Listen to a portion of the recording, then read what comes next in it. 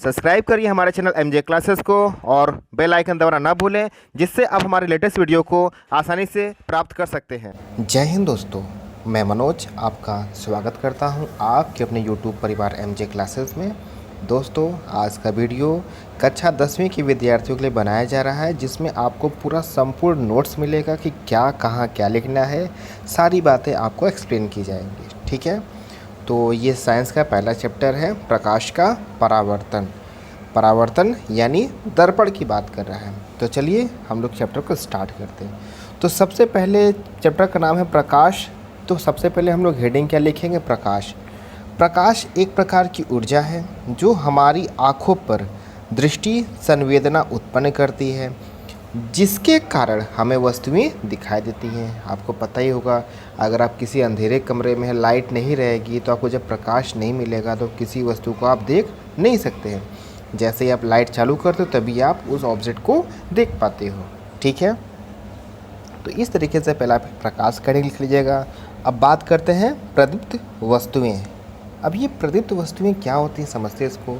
वे वस्तुएं जो स्वयं प्रकाश उत्पन्न करती हैं प्रदीप्त वस्तुएं कहलाती है। यानी कोई भी ऑब्जेक्ट यानी वस्तु जिससे प्रकाश उत्पन्न होता है, जैसे बल्ब हो गया, सूर्य हो गया, मोमबत्ती हो गया, टॉर्च हो गया। टॉर्च से भी तो आपके प्रकाश क्या होता है, बाहर निकलती है। तो वो भी क्या हो गया, आपका प्रदीप्त वस्तुएं कहलाती हैं। बात क्लियर है, ठीक है। तो चलिए हम लोग बात करते हैं अदीप्त वस्तुएं। वे वस्तुएं जो स्वयं प्रकाश उत्पन्न नहीं करती, परंतु जब उन पर किसी प्रदीप्त वस्तु से उत्सर्जित प्रकाश आपतित होता है तो वे दिखाई देने लगते हैं, अदीप्त वस्तुएं कहलाते हैं।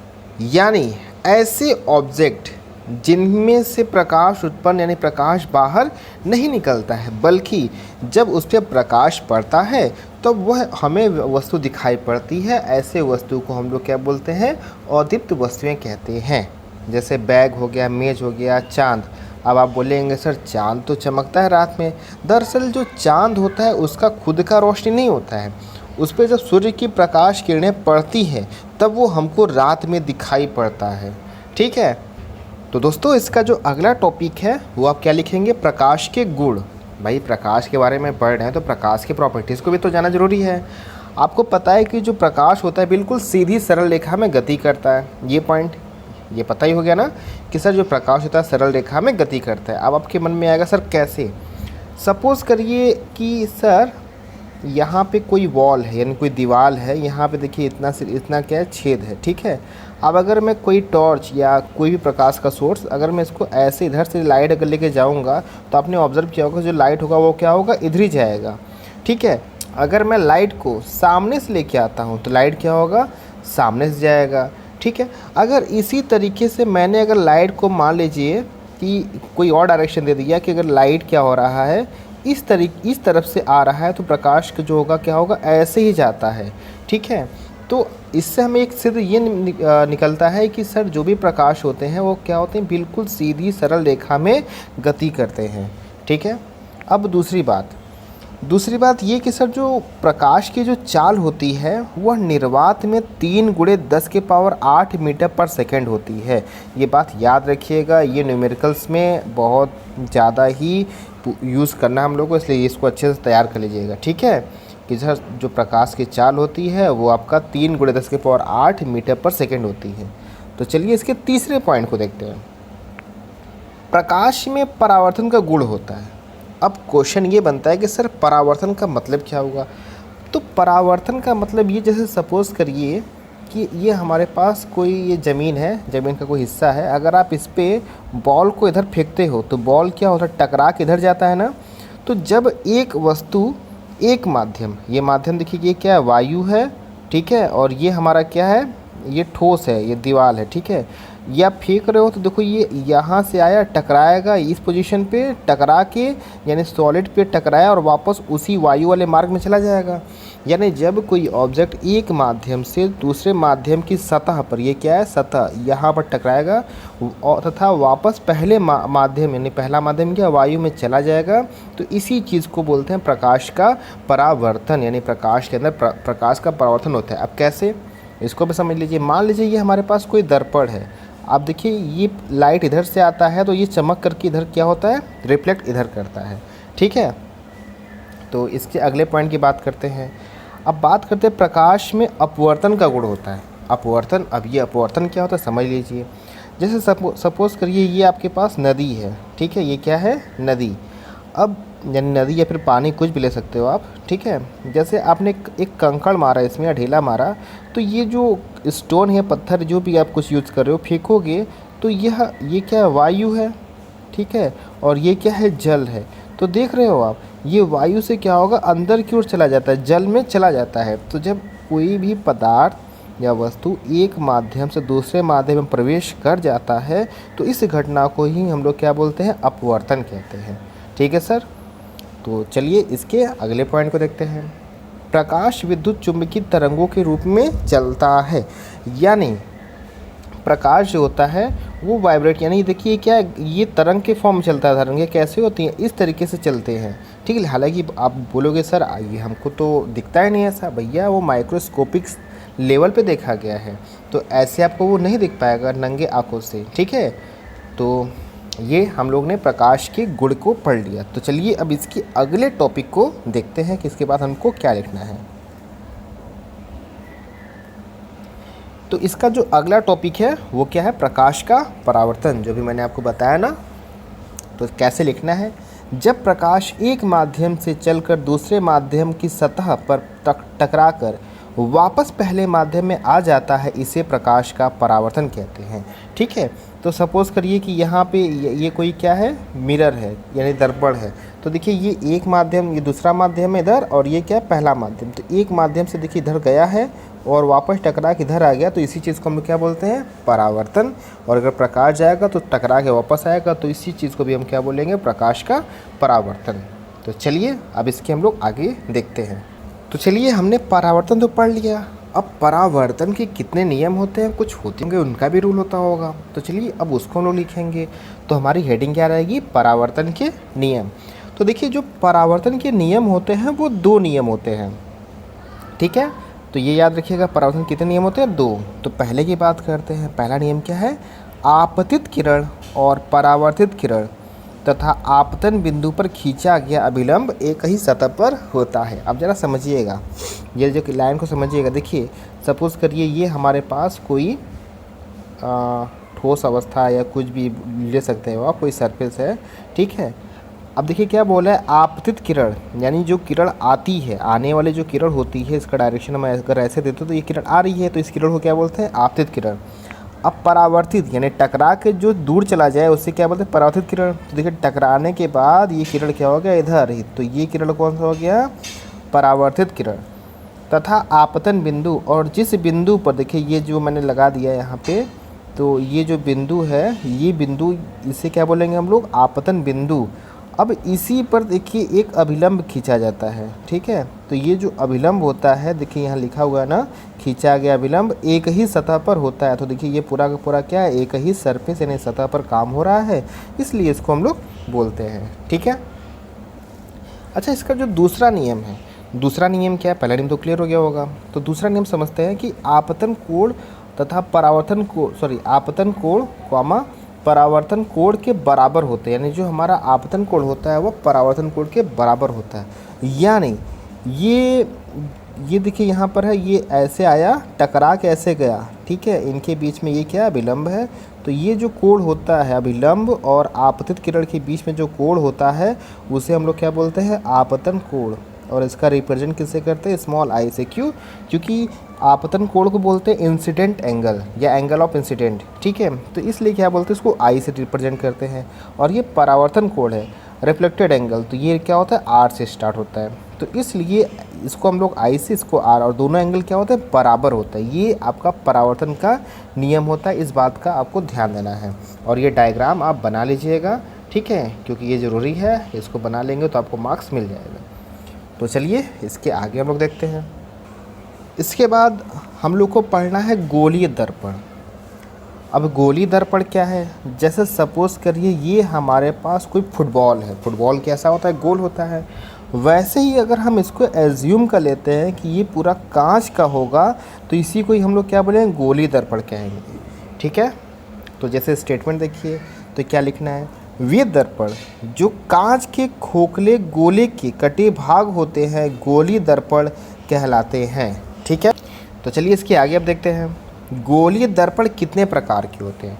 तो जो गोलीय दर्पण होते हैं वो हमारे दो प्रकार के होते हैं। कौन कौन सा, एक अवतल दर्पण और एक होता है उत्तल दर्पण। ठीक है दोस्तों, तो अब हम लोग बारी बारी से पहले और दूसरे को पढ़ेंगे। तो सबसे पहले हम लोग बात करते हैं अवतल दर्पण की। ठीक है, तो देखो बोल रहा है कि वे गोलीय दर्पण जिसमें उभरे तल पर कलई होती तथा परावर्तित अंदर की ओर दबी हुई सतह पर होता है अवतल दर्पण कहलाते हैं। अब ये बात आपको समझ नहीं आ रही होगी, तो समझते हैं। तो देखिए, अगर सपोज़ करिए ये हमारे पास कोई फुटबॉल है, ठीक है, और अगर मैंने यहाँ से यहाँ तक का पोर्शन कट किया और इसको कट करने के बाद हमने क्या किया, इसको ड्रॉ किया, तो देखो ये कुछ ऐसा बनेगा। ठीक है, तो जो अंदर का हिस्सा है, यानी जो देखिए ये अगर आप एक चम्मच के से देखेंगे तो देखिए अगर आप यहाँ से ऑब्ज़र्व करेंगे तो ये एक चम्मच की तरह बन रहा है ना। तो देखिए ये एक चम्मच का जो ये वाला हिस्सा होता है नीचे वाला, ठीक है, ये हमारा कहलाता है उत्तल। क्या कहलाता है, उत्तल। और इधर वाला जो पोर्शन होता है वो क्या कहलाता है, अवतल। और अगर हम उत्तल के साइड में पॉलिश कर देते हैं यानी कलई कर देते हैं तो इसको क्या बोलते हैं, अवतल दर्पण। और अगर यहीं पे हम अंदर की ओर पॉलिश कर देंगे तो उसे बोलते हैं उत्तल दर्पण। ठीक है दोस्तों, तो ये बातें हो गई। चलिए इसके बाद क्या लिखना है उसको देखते हैं। तो देखिए वही बनाया क्या है कि हमारे पास सर ऐसा एक कोई पोर्शन है। अब हमको आपने बताया था कि सर बाहर अगर हम पॉलिश कर देंगे तो ये हमारा दर्पण क्या हो जाएगा, अवतल दर्पण होगा। देखिए ये जो होता है ये दर्पण हो गया। इसमें एक मुख्य अक्ष होता है, इसका नाम क्या है, मुख्य अक्ष। जहाँ पे इस दर्पण को कट करता है उसे बोलते हैं ध्रुव। इसको अंग्रेजी में बोलते हैं पोल, इसलिए पी दिखाते हैं। ये किरण देखिए आ रही है, आ करके टकरा करके वापस क्या हो रहा है, इधर से चला जा रहा है। ये आपतित किरण है और ये परावर्तित किरण है। ठीक है, तो अब इसके बाद हम लोग को क्या लिखना है, सेकेंड पार्ट। और वो सेकेंड पार्ट क्या है, उत्तल दर्पण। तो चलिए उत्तल दर्पण की बात करते हैं। तो वे गोली दर्पण जिसमें दबे हुए तल पर कलई होती है। दबा हुआ तल यानी अंदर वाला, देखिए इधर ये, अब आप कंफ्यूज हो जाओगे सर देखिए ये जो चीज़ था हमने इधर पॉलिश किया था, अब हम क्या काम करेंगे, अंदर पॉलिश कर देंगे और इसको उल्टा कर देंगे। उल्टा करेंगे तो क्या होगा, वो ऐसे दिखेगा। ठीक है, कंफ्यूज नहीं होइएगा, कोई दिक्कत नहीं होना चाहिए। ठीक, तो देखिए हमारे पास क्या बोला है कि वे गोली दर्पण जिसमें दबे तल पर कलई होती है तथा परावर्तन बाहरी ऊपरी सतह से होता है उत्तल दर्पण कहलाता है। तो ये हमारा ये इधर कलई किया गया, ये प्रिंसिपल एक्सिस यानी मुख्य अक्ष है। जहाँ पे कट होगा वहाँ पे क्या होगा, पी, एक किरण आ रही है, ये आपतित किरण है, ये टकरा के इधर जा रहा है तो ये परावर्तित किरण हो, तो इसको हम लोग क्या बोलेंगे, उत्तल दर्पण। तो चलिए अब इसके बाद क्या लिखना है उसको देखते हैं। अब वही चीज़ें जो मैंने भी आपको बताई थी कि सर जो लाइन यहाँ पे देखिए जा रहा है इसको क्या बोलते हैं, मुख्य अक्ष कहते हैं। और जिस बिंदु पे ये कट कर रहा है यानी जो हमारा दर्पण है, जिस दर्पण को जिस पॉइंट पे कट कर रहा है, ये देखिए पॉलिश क्या होगा, इधर होगा। ये पॉलिश गलत किया है उस बच्चे ने, आप पॉलिश को बाहर करिएगा। ठीक है, तो पॉलिश बाहर होगा, जहाँ पे कट होगा उसे क्या बोलते हैं, ध्रुव कहते हैं। तो ध्रुव यहाँ हो गया। अब देखिए अगर इसको राउंड मिलाएंगे तो ये गोले का ही पार्ट है, तो इसके बीच में कहीं इधर सेंटर बनेगा। तो यहाँ बीच में देखिए कहीं इसका सेंटर बनेगा, तो इसको क्या बोलते हैं, वक्रता केंद्र कहते हैं। ठीक है, कोई दिक्कत नहीं होना चाहिए। और यहाँ से वक्रता केंद्र और पोल के जो बीच की दूरी होती है उसे बोलते हैं हम लोग क्या, वक्रता त्रिज्या। और उसका सिंबल क्या होता है, आर होता है। ठीक है, और सी और पी के बिल्कुल बीच में एक पॉइंट होता है एफ, जिसे बोलते हैं फोकस। और वहाँ से और पोल के बीच की जो दूरी होती है उसे बोलते हैं फोकस दूरी, जिसे रिप्रेजेंट करते हैं स्मॉल एफ से। तो अब देखिए यही जो सेकेंड पार्ट था ये मैंने अवतल के लिए किया था, ये देखिए उत्तल के लिए बिल्कुल सेम है कि सर यहीं होगा। ये यहाँ पर देखिए आपका सेंटर है, यहाँ पे फोकस, यहाँ ध्रुव है, तो ये चीज़ें बना लीजिएगा। ठीक है, तो अब हम लोग और नीचे चलते हैं। अब इसके पॉइंट्स को लिखते हैं कि कौन चीज़, इसके पॉइंट्स को लिखते हैं। तो इसमें पॉइंट में पहला हम लोग का लिखेंगे दर्पण का ध्रुव। तो दर्पण में परावर्तन तल के केंद्र बिंदु को दर्पण का ध्रुव कहते हैं।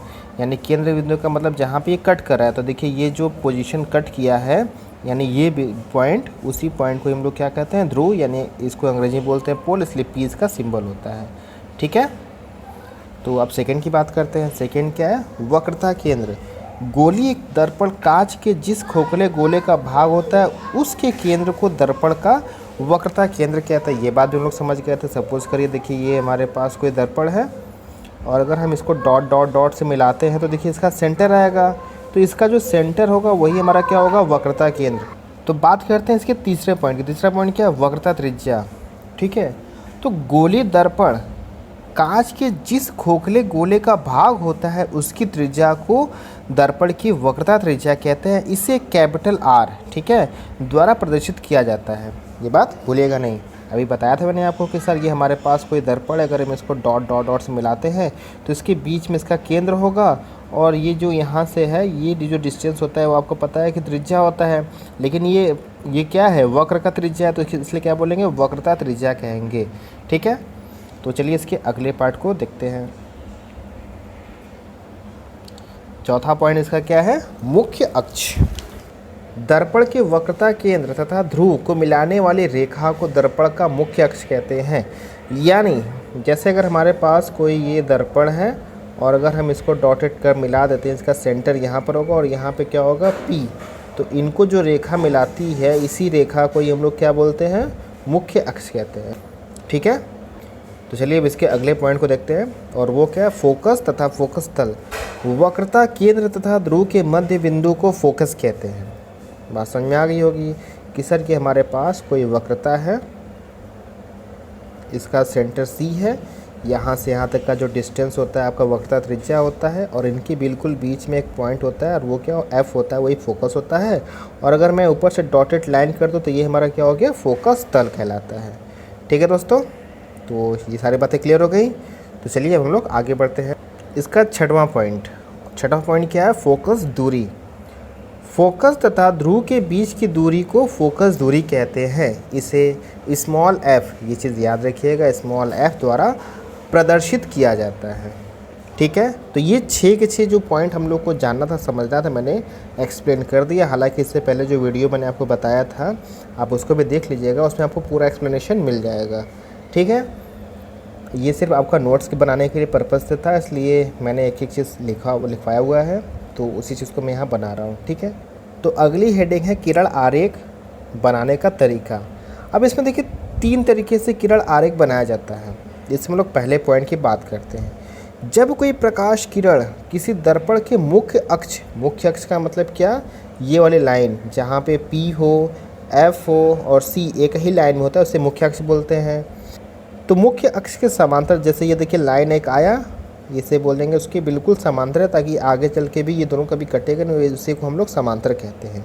तो देखिए क्या बोल रहा है कि जब कोई प्रकाश किरण किसी दर्पण के मुख्य अक्ष के समांतर से होकर जाती है तो वह दर्पण से टकराकर हमेशा फोकस से जाती है। देखिए जैसे यहाँ फोकस मैंने यहाँ बनाया है तो ये हमेशा क्या होगा? फोकस से होकर जाएगा, मतलब यहाँ से होकर जाएगा। ठीक है, क्योंकि फोकस यहीं पर है। ठीक, ये बात याद रखिएगा, ये नियम है, ये पहला नियम है किरण आरेख बनाने का। तो चलिए इसके दूसरे नियम को देखते हैं। तो इसका देखिए दूसरा नियम बिल्कुल इसके अपोजिट है, उल्टा है। अगर हम उसी जो पहला नियम है उसी को उल्टा कर दें तो दूसरा नियम बन जाएगा। जब कोई प्रकाश किरण दर्पण के फोकस से होकर जाता है तो वह दर्पण से टकराकर मुख्य अक्ष के समांतर निकल जाता है। ऊपर वाले में क्या था? मुख्य अक्ष के समांतर था, तो फोकस से होकर जा रहा था। लेकिन इस बार क्या हो रहा है कि फोकस से होकर जा रहा है। तो भैया फोकस से होकर जाएगा तो क्या हो जाएगा? मुख्य अक्ष के समांतर निकल जाएगा। ठीक है, दोनों कंडीशन के लिए बनाया गया है। ये देखिए आपका क्या है? अवतल, सॉरी, ये अवतल के लिए है, ये उत्तल के लिए, ये अवतल के लिए और ये उत्तल के लिए बनाया गया है। ठीक है। तो चलिए इसके तीसरे पॉइंट को देखते हैं। इसका तीसरा पॉइंट, जब कोई प्रकाश किरण किसी दर्पण के वक्रता केंद्र से होकर जाती है तो वह दर्पण से टकराकर वापस उसी मार्ग से लौट आती है। तो देखिए यहाँ पे जैसे हमारे पास ये दर्पण है, अवतल दर्पण, तो यहाँ पर देख रहे हैं आप सेंटर इसका है। ठीक है, तो सेंटर से कोई प्रकाश किरण देखिए आ रहा है, इधर आया ये, और ये क्या होगा? दर्पण से टकराया, लेकिन कहाँ से आ रहा था? सेंटर से आ रहा था। तो ये क्या होगा? वापस उसी मार्ग से लौट जाएगा। ठीक है, यहाँ तक बातें क्लियर हो गई। तो हमारा जो अगला टॉपिक है वो मोस्ट इम्पॉर्टेंट है कि अवतल दर्पण द्वारा प्रतिबिंब का बनना।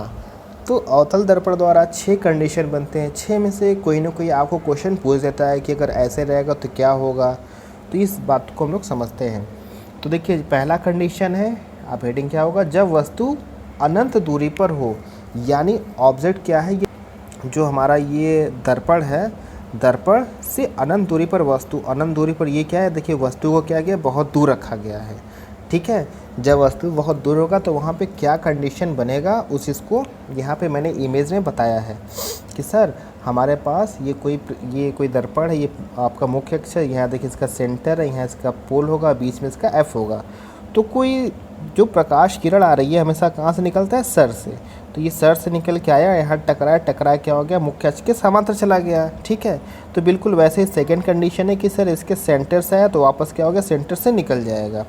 तो इस तरीके से ये आपका यहाँ पर देखिए इसका इमेज बन रहा है और ये रियल में कट कर रहा था। तो इसलिए हम लोग इसमें यहाँ पे कंडीशन लिखेंगे कि प्रतिबिंब की स्थिति कहाँ पे बन रहा है, सर फोकस तल पर। वस्तु का आकार, अब देखिए ये वस्तु क्या है, इतना बड़ा है, सॉरी ये प्रतिबिंब का आकार होगा। तो देखिए प्रतिबिंब क्या इतना छोटा सा है, तो भैया वस्तु से क्या होगा, छोटा होगा। प्रतिबिंब का विन्यास, अब मैंने आपको एक्सप्लेन किया था कि सर अगर ऊपर रहेगा तो सीधा, नीचे रहेगा तो उल्टा होता है। ठीक है, ये बात भूलिएगा नहीं। तो उसी बात का हम लोग फोकस करेंगे। तो देखेंगे सर इसका यहाँ पे सर ऊपर है और इसका जो सर है यहाँ पे क्या नीचे, किससे, प्रिंसिपल एक्सिस यानी मुख्य अक्ष से। ठीक है, तो यहाँ उल्टा लिख देंगे। प्रकृति यानी ये सही में हो रहा है, यानी वास्तव में हो रहा है कि आभास हो रहा है। अगर डॉटेड लाइन से अगर होता तो हम लोग क्या लिखते, आभासी, लेकिन यहाँ पे ये क्या हो रहा है, रियल में कट कर रहा है, तो क्या लिखेंगे, वास्तविक। अगर ये चीज़ें समझ नहीं आ रही तो मैंने इसका एक वीडियो बनाया है, एक्सप्लेन किया है, वहाँ लिखवाया नहीं है, उसको देख लीजिएगा। मैं उसका लिंक आपके डिस्क्रिप्शन में डाल दे रहा हूँ, आपको वो क्लियर हो जाएगा। ठीक है, मैंने पूरा समझा दिया, एक्सप्लेन कर दिया, बस यहाँ पर लिखने के लिए ये वीडियो बनाया जा रहा है। ठीक है, तो देखिए जो अगला हेडिंग है वो है, जब वस्तु वक्रता केंद्र तथा अनंत के बीच में, देखिए यहाँ पे इसने गलत लिख दिया था, फोकस लिख दिया था, ये अनंत होगा। ठीक है, तो उसके लिए देखिए क्या किया गया, ये आपका लिया गया है अवतल दर्पण, क्योंकि अवतल के बारे में हम लोग पढ़ रहे हैं। यहाँ से ड्रा करेंगे जिससे बोलते हैं मुख्य अक्ष। तो देखिए यहाँ पे इसका सेंटर है, ठीक है, यहाँ इसका फोकस है इस पॉइंट पे, और वस्तु को यहाँ रखा गया, वस्तु से यहाँ आया, टकरा के ऐसे निकलेगा और ये इधर गया, इधर से वापस चला जाएगा, तो इमेज यहाँ बन रहा है। तो इमेज कैसे बन रहा है उस चीज़ को हम लोग देखते हैं। तो उसके लिए हम लोग को 4 कंडीशन ये याद करना पड़ेगा, ये भूलिएगा नहीं। देखिए इमेज यहाँ पर बन रहा है, तो प्रतिबिंब की स्थिति कहाँ बन रहा है, देखिए C और F के बीच में बन रहा है। तो क्या लिखा है, C और F के बीच में। आकार क्या है, वस्तु देखिए कहाँ पर है, वस्तु यहाँ बड़ा है और ये इमेज क्या है, छोटा। तो इसका जो प्रतिबिंब का आकार होगा वस्तु से क्या होगा, छोटा होगा। इसका अगला पॉइंट क्या है, विन्यास। देखिए ये ऊपर बना होगा, ये क्या है, नीचे है, तो नीचे के हम उल्टा लिखते हैं। ये आपका प्रकृति क्या है, वास्तविक है या आभासी है, तो भैया वास्तविक है। क्यों, क्योंकि रियल में कट कर रहा है। ठीक है, अगला पॉइंट क्या है कि जब वस्तु वक्रता केंद्र पर स्थित है, यानी वस्तु कहाँ पर है प्रेजेंट, इसके सेंटर पर, यानी वक्रता केंद्र पर ही है। तो वक्रता केंद्र के लिए ये कंडीशन आप इमेज बना लीजिए अच्छे से। तो इस कंडीशन में क्या होता है कि जो प्रतिबिंब होगा वो कहाँ पर होगा, सेंटर पर। प्रतिबिंब का आकार क्या होगा, देखिए जो सेंटर पे होगा तो दोनों का जो साइज़ होगा बराबर होगा। ठीक है, वस्तु का आकार बराबर किसके होगा, प्रतिबिंब के आकार दोनों आपस में इक्वल होंगे। इसका विन्यास, तो देखिए पहले इस इमेज क्या है, ऊपर है, और इसका तो देखिए वस्तु क्या है, ऊपर है, इसका जो इमेज वो क्या है, नीचे है। तो हम क्या लिखेंगे, उल्टा। और ये रियल में कट कर रहा है, देखिए ये इधर से लाइन गया, ये इधर से कट किया है, तभी यहाँ इमेज बन रहा है। तो हम क्या बोलेंगे, ये वास्तविक है। तो इसके चौथे पॉइंट में आपको ये हेडिंग रहेगा कि जब वस्तु वक्रता केंद्र और फोकस के बीच में रहेगा, तो ये कंडीशन आप पूरा लिख लीजिएगा। ठीक है, इसी तरीके से आप 5वां पॉइंट लिख लीजिएगा कि जब वस्तु फोकस पे हो तो उसके लिए ये कंडीशन होगा, और ये चीज़ें आपके साथ रहेंगी। ठीक है, यही देखिए चीज़ें मोस्ट इंपॉर्टेंट, क्योंकि इनमें से आपका कोई भी एक क्वेश्चन आ सकता है। तो इसको जितना प्रैक्टिस करेंगे उतनी आसानी से आपको आ। इसका 6वां कंडीशन जो कि सबसे इम्पॉर्टेंट है, इसको हम लोग समझते हैं। देखिए हमारे पास क्या है, एक दर्पण है। कौन सा दर्पण है, अवतल दर्पण। यहाँ पे क्या है आपका, यहाँ मान लीजिए फोकस है, यहाँ पे क्या है, सेंटर है, इसके बीच में रखा है, यहाँ P है। यहाँ से जब लाइट जाएगा, यानी प्रकाश किरण जाएगा, तो कहाँ से होकर जाएगा, सेंटर से होकर जाएगा। तो एक प्रकाश किरण इधर जाएगा, और अगर सेंटर से जाएगा तो देखिए सेंटर से ऐसे होगा और ये ऐसे, और ये दोनों आगे जाके कहीं ना कहीं, ये देखिए पीछे जब करेंगे जब हम लोग पीछे का डायग्राम बनाएंगे तो वहाँ पे क्या करते हैं, डॉटेड लाइन आते हैं, तो इसलिए डॉटेड लाइन बनाएंगे तो देखिए कहीं ये आगे जाके कट करेगा, ठीक है। तो यहाँ से इसकी ऊंचाई ये बड़ा हो जाएगा। तो देखिए वस्तु यहाँ पर है, उसका प्रतिबिंब कहाँ है, यहाँ पर है। तो प्रतिबिंब क्या हो रहा है, वस्तु से बड़ा। और ये दर्पण के पीछे, तो देखिए पहला कंडीशन क्या है, प्रतिबिंब की स्थिति कहाँ है, दर्पण के पीछे। आकार क्या है, वस्तु से बड़ा है। और विन्यास क्या है, ऊपर की तरफ बन रहा है, मतलब सीधा है। प्रकृति क्या है, देखिए डॉटेड लाइन से, तो इसलिए हम लोग क्या बोलेंगे, आभासी है। तो इस तरीके से हमने अवतल दर्पण के 6 कंडीशंस को लिखवा दिया आपको। तो इसके अगली बात करते हैं कि इसका यूज़ कहाँ कहाँ पे हो सकता है। तो अवतल दर्पण के उपयोग, तो उसमें लिखेंगे रेल के इंजनों, मोटरों, कारों, ये सारी चीज़ें आप पॉइंट वाइज लिख लीजिएगा कि ये सब कहाँ कहाँ यूज़ होता है। ये 2 पॉइंट और है, इसको भी लिख लीजिएगा। तो चलिए अब हम लोग आगे देखते हैं इसको। तो दोस्तों हम लोग अवतल पढ़ लिए, अब हम लोग बात करते हैं किसकी, उत्तल दर्पण द्वारा प्रतिबिंब का बनना। अब इसमें 2 कंडीशन है, वो दोनों कंडीशन क्या क्या है, देखो सिंपल सा है, इसको याद कर लीजिए, अच्छे से बना लीजिएगा, प्रैक्टिस कर लीजिएगा। मैंने एक्सप्लेनेशन कर दिया, समझा दिया आपका वीडियो में, जिसका लिंक मैं आपको डिस्क्रिप्शन में दे दूँगा।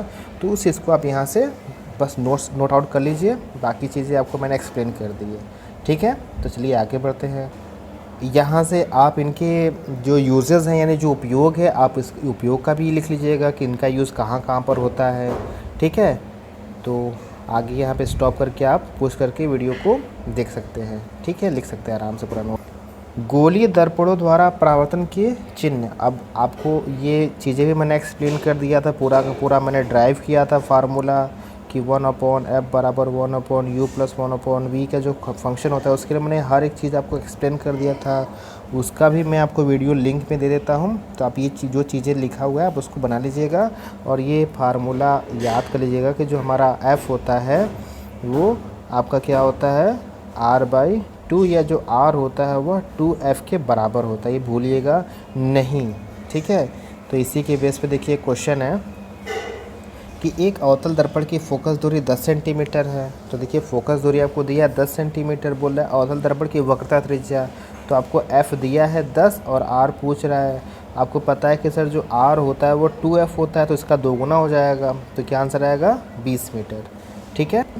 तो अगला जो टॉपिक है वो क्या है कि गोलीय दर्पण के लिए UV-F में संबंध। तो मैंने ये संबंध को बहुत ही अच्छे से पूरा एक्सप्लेन किया था समझाने के लिए। आप उस वीडियो से पूरा एक्सप्लेनेशन समझिएगा, क्योंकि इसमें तो समझ नहीं आ पाएगा। वहाँ मैंने बारीकियों से एक एक क्वेश्चन बताया है, इसके कैसे सॉल्यूशन क्वेश्चन को सॉल्व करते हैं, मैंने वो सारी चीज़ें एक्सप्लेन की थी। तो आप वहाँ से उस वीडियो को देख लीजिएगा। हालांकि मैं आपको पूरा रिटन फॉर्म में दिखा दे रहा हूँ कि कैसे लिखना है आपको। तो देखिए यहाँ से आप हेडिंग लिख लीजिएगा अवतल दर्पण के लिए, ये सारी चीज़ें लिख लीजिएगा पहले, और उसके बाद देखिए मैं रोक के कर दे रहा हूँ ताकि आपको लिखने में प्रॉब्लम ना हो, ठीक है। तो फिर उसके बाद आप ये डायग्राम बना लीजिएगा। हालांकि पूरा एक्सप्लेनेशन मैंने उसमें कर दिया था, पूरा मैंने डेरिवाइव कर दिया था, तो इसको आप वहाँ से करेंगे तो ज़्यादा आपको समझ आएंगे, ठीक है। तो इस चीज़ों को आगे बढ़ाते हैं हम लोग। और इसके क्वेश्चंस को भी मैंने करवाया था, तो आपको वहाँ से जो क्वेश्चन है वहाँ से कर लीजिएगा, नोट कर लीजिएगा। इसके क्वेश्चन को भी मैंने पूरा एक्सप्लेन किया था, सेम क्वेश्चन है, पूरा मैंने एक्सप्लेनेशन दिया था कि क्या होगा, ठीक है। उसी के बाद देखिए उत्तल दर्पण के लिए है, तो उत्तल दर्पण का कुछ पूछता नहीं है ज़्यादा, बट अगर आप नोट्स बनाना चाहते हो तो आप यहाँ से बना सकते हो। आप पूरा लिख लीजिएगा A to Z, ठीक है। मैं पूरा आपको वीडियो में शो कर दे रहा हूँ, तो आप उसको पुश करके लिख लीजिएगा, ठीक है। ये फिर यहाँ से मानने वाला कंडीशन है, पूरा ये पूरा एक्सप्लेनेशन, और फिर ये लास्ट में हम लोग उसको प्रूव कर लेंगे। तो देखिए ये पूरा एक्सप्लेनेशन यहाँ से है कि इसको मान के कट कर देंगे यहाँ पे, उसके बाद हमारा फार्मूला वहाँ से आ जाएगा, ठीक है। तो अब हम लोग को देखना है मेन रेखीय आवर्धन। गोलीय दर्पण के मुख्य अक्ष के लंबवत नापी गई लंबवत तथा वस्तु की लंबाई के अनुपात को रेखीय आवर्धन कहते हैं, और इसका जो सिंबल होता है वो क्या होता है, स्मॉल m, ठीक है।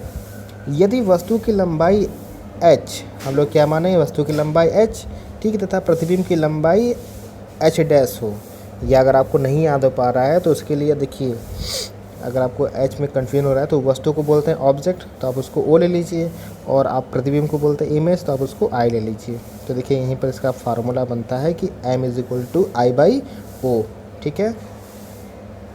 अब कुछ कंडीशंस, ये कंडीशंस याद रखिएगा, भूलिएगा नहीं कि कौन से कंडीशन में क्या होता है। m का मान अगर 1 रहेगा तो उस कंडीशन में जो दोनों की वैल्यू होगी, यानी जो वस्तु और प्रतिबिंब की दोनों की जो ऊंचाई बराबर होंगी। अगर m का मान 1 से कम होता है तो उस कंडीशन में आपका जो इमेज होगा उसकी हाइट क्या होगी, ज़्यादा। सॉरी, m का मान आपका 1 से ज़्यादा है यहाँ पे, तो उस कंडीशन में i का मान क्या होगा, ज़्यादा होगा, और o का मान क्या होगा, कम होगा। अगर 1 से कम रहेगा तो इस कंडीशन में i की वैल्यू o से कम रहेगी। इसके अलावा एक और इसका फार्मूला है, वो देख लीजिए, यहाँ पे उसका ये फंक्शन है। तो आज के टॉपिक में इतना ही।